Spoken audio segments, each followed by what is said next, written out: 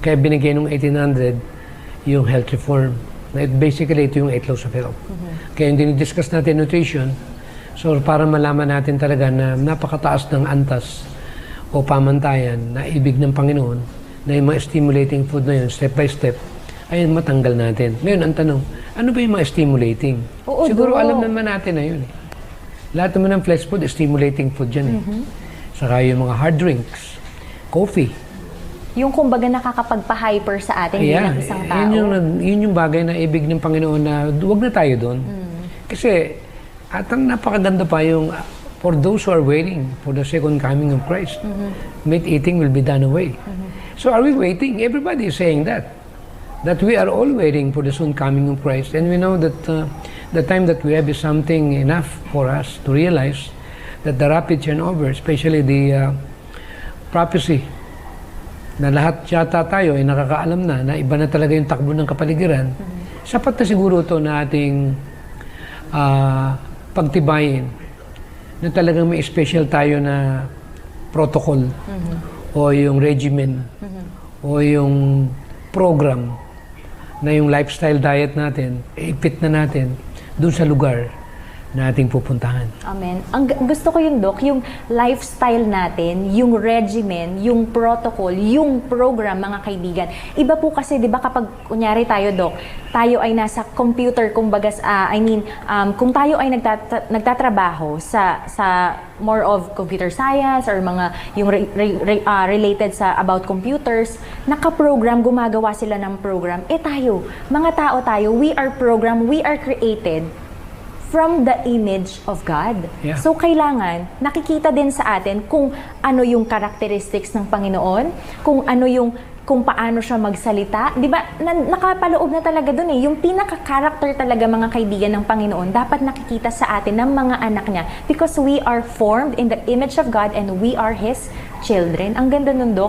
Ang sarap isipin na yung lifestyle din natin dapat nakikita din doon kung paano tayo bilang isang Kristiyano at bilang isang anak ng ating Panginoon. So, Doc, tutuloy-tuloy na po natin, mga kaibigan. Handa na ba kayo para sa ating part 2? At dito po sa mga susunod pa po na mga pag-uusapan natin tungkol po sa minerals na kailangan ng ating katawan. Doc, isang essential na pangangailangan talaga ng ating katawan ay ang iron. Ano ba yung iron, Doc? Actually, hindi ba yung dugo nga natin ang tawag nga iron. Doon pa lang, alam na natin na dugo yung pinag-uusapan dito. Na alam naman natin na napakarami mga tao because of that modern type of environment na yung pag nagkaroon ka ng kakulangan nito, na kailangan mo ng sapat na amount ng minerals na ito, na pinagkukunan nitong, kung tawagin natin ay iron, magkukulang ka ng dugo. Actually, maraming effect yan eh. Pag nagkulang ka ng dugo, yung volume ng dugo mo kukulang, mahirapan magpampampuso. At the same time, itong puyat, isa yan sa kumakain ng dugo na hindi natin alam na sa katagalan ay nagkakaroon tayo ng mga ganong uri ng manifestations ng kakulangan ng iron. Nagkakaroon tayo ng patig. Parang nangihina ka na ang gagawin mo pagka matamlay ka, iinom ka ngayon ng stimulating. Pero hindi mo chinecheck. Yung blood mo pala yung kulang sa iron. So ito yung point ng natural medicine na we cannot contradict the normal biorhythm or circadian cycle within that our body. That we must be willing enough to cooperate and follow. Kung ano man yung kulang sa'yo, buti na lang ngayon, meron ng tinatawag na technology na pag kinunan ka ng dugo, alam nila na kulang ka sa sustansya na ganito. No, alam na ng mga practitioner na ito yung kulang mo. Hindi po pwedeng yun ang kulang mo, iba yung bibigay mo. And that is actually violations. Actually, direkta na pang-aabuso. Na alam mo naman, kaya ka lang matamlay ang katawan mo, kulang ka sa dugo. Tapos iinom ka na lang ng mga instant na tinatawag na stimulating type of medicine or stimulating type of drinks. Na po pwede mabigyan ka ng temporary na lakas. But in reality, pag sinabi nating iron supplement, pinakamaganda yung whole food. Pag sinabing whole food, nandun yung totoo na pagkain. Katulad ng mga kamatis natin, kaya lang may GMO na kamatis. Meron tayong tofu, meron tayong beans, lentils. Pero ang the best na nagiging dugo ay magnesium. na pinakakatas ng dahon ng halaman. Napatunayan na ito nila Betty Kamen, mga magagaling na doktor sa nutrition, na nakita nila na the green stuff, especially green vegetables, the alokbate, the saluyot, and also the ampalaya, malunggay, they have so much amount of magnesium, which that magnesium can transfer that with human blood. And they call it iron. So, ibig sabihin, hindi tayo mong problema na makukulang tayo sa dugo kung tama yung kinakain natin. Pag bumaba yung dugo mo, bababa yung stensya mo, mahihilo ka, magkakaroon ka ng chronic fatigue syndrome, sasakit ang yung mga kalamnan, yung mga joints mo, damay pa din yan. Ang tanong, ibigay mo kung ano yung wala. Kapag nagkulang ka sa dugo, uminom ka nung nakapagpapadagdag ng dugo.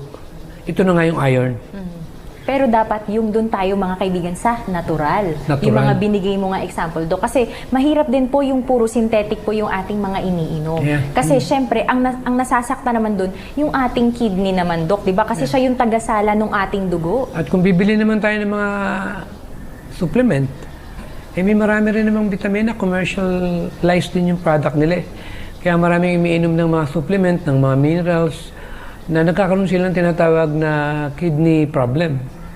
At yung iba naman, kung vitamins ay hypervitaminosis. Dumidilaw lang yung ihi nila.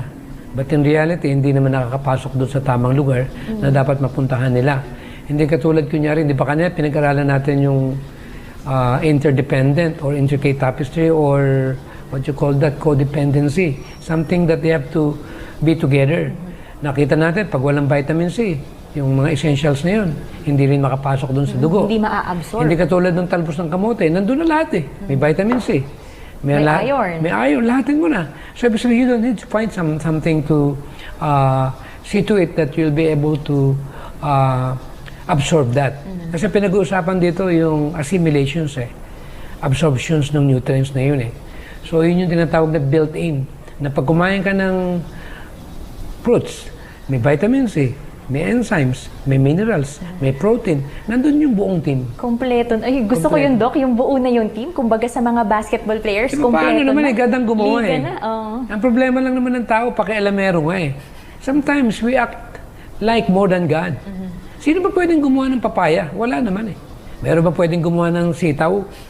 Sino nagpapatubo dyan? God din eh. Manong maging satisfied na lang tayo? Katulad ng buko. Pero meron bang scientist na pwedeng gumawa ng buko? It's a miracle. It comes from God.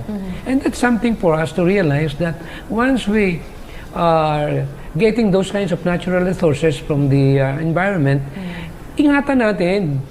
Huwag natin itong abusuhin. It means ingatan. At lagi nating isipin na pag tayo ay merong sapat na ganong uri ng minerals o ayon sa loob ng ating katawan, ay nagkakaroon tayo ng tamang kalusugan na kailangan talaga nating maintindihan itong natural way na hindi natin pwedeng kontrahin. Di ba sabi nga merong law, lahat tayo merong batas. Merong law of reaction. May law of attraction. Energy. Law of attraction, yes. Law of energy. May law of physics. May natural law. Ngayon ang tanong, what's gonna happen when we are not cooperating and trying to contradict the normal biorhythm or circadian cycle? We will reap the sure result by not cooperating it. And that's what this discussion is all about. That we are bringing back people into the original design na kung paano ang Panginoon naglagay na siya ng magagandang guidelines for us to follow. Hindi dahilan sa ating hinihigpitan ng ating mga viewers, kundi para maalala ninyo na we are here to reach more people and to understand na hindi pa huli. There's always time. Kahit sabihin natin na maraming karamdaman ngayon, pero pwede pa rin naman nating matulungan sa ganitong uri ng mga nangyayari sa ating kapaligiran. Amen. Gusto ko lang din mag-add, no, Doc, sa ating po mga televiewers, sa Genesis po kasi, nung kinreate ng Panginoon si Adam and Eve, especially si Adan, di ba? Nung nag-i-start pa lang, talagang siya yung, kumbaga, manager. Siya yung tagapamahala at tagapag-alaga nung mga kinreate na ng Panginoon. So, dapat tayo,